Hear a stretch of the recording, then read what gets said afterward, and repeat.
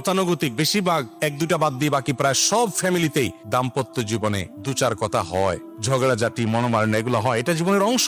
আপনি আমি কে? স্বয়ং নবী করিম সাল্লাল্লাহু আলাইহি সাল্লাম স্ত্রীদের সাথে মনোমালিন্য হয়েছে, মসজিদে এসে শুয়ে রয়েছেন, আর যাবেন না। আলী রাদিয়াল্লাহু তাআলা আনহু রাসূল ইসলামের মেয়ের জামাই ফাতেমা রাদিয়াল্লাহু তাআলা আনহার স্বামী, সেই মানুষটা তিনি মসজিদে এসে শুয়ে আছেন, কেন? অভিমান হয়েছে স্ত্রীর প্রতি, নবীজি এসে সেখানে মিটমাট করেছে। তাদের লাইফে যদি এটা হতে পারে, তাহলে আমাদের লাইফে স্বামী স্ত্রীর মধ্যে ঝগড়াঝাটি হয়, এটা স্বাভাবিক। দিনদার পাত্রপাত্রীর সন্ধানে ভিজিট করুন orthikdin.com।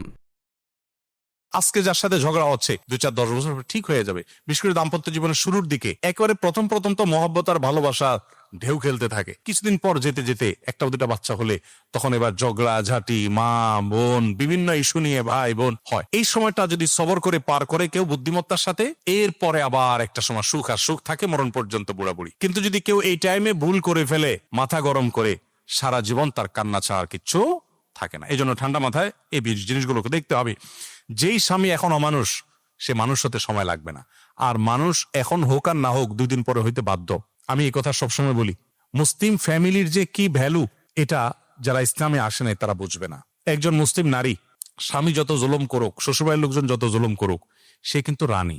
কিভাবে রানী? কারণ তার যখন ছেলে মেয়ে হয়, এই ছেলে মেয়েগুলো যখন বড় হয়, এগুলো কি মায়ের পক্ষে থাকে না বাপের পক্ষে থাকে? সব বাপের মায়ের পক্ষে থাকে, তাই না?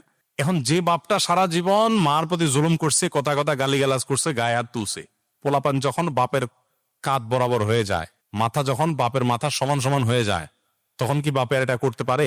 তখন সুইয়ের মতো সোজা হয়ে যায় বুড়া।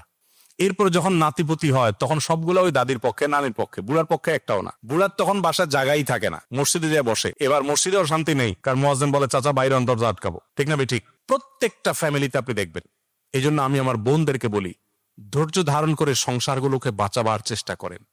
ভাইদেরকে বলি, ধৈর্য ধারণ করে দাম্পত্য সম্পর্ককে রক্ষা করেন। হ্যাঁ, রেয়ার কেস হতে পারে যে একেবারে অমানুষ, কোনোভাবে তার সাথে থাকলে আপনার ইমান আমলই থাকবে না, তাহলে আপনি 1 জন 2 জন 3 জন বিচক্ষণ বিদগ্ধ আলেম মুফতির সাথে আলাপ করেন, পরামর্শ করেন, তারপর ডিসিশন নেন। হুটহাট তালাক দিতে যাবেন না। হুটহাট তালাক দিয়ে পরে আফসোস করতে হবে। এখন যে বোন জানতে চেয়েছেন তার স্বামী সম্পর্কে যে এই সমস্ত কথা বলে, এগুলোর কারণে তালাক হয় না। তবে সবর করবেন, ধৈর্য ধারণ করবেন। ধৈর্য ধারণ করলে, যেটা বলছিলাম, একসময় হয়তো আপনার কষ্ট দূর হবে। আর স্বামীর জন্য দোয়া করবেন, আল্লাহ যেন তাকে হেদায়েত দান করে। একান্ত যদি বসবাস করা না যায়, আমি বলছি না যে তালাক নেওয়াই যাবে না, কিন্তু সেটা যেন সুচিন্তিত হয়, সেটা যেন বুঝে শুনে হয়, সেটা যেন ঠান্ডা মাথায় হয়, মাথা গরম করে যেন তালাক না হয়।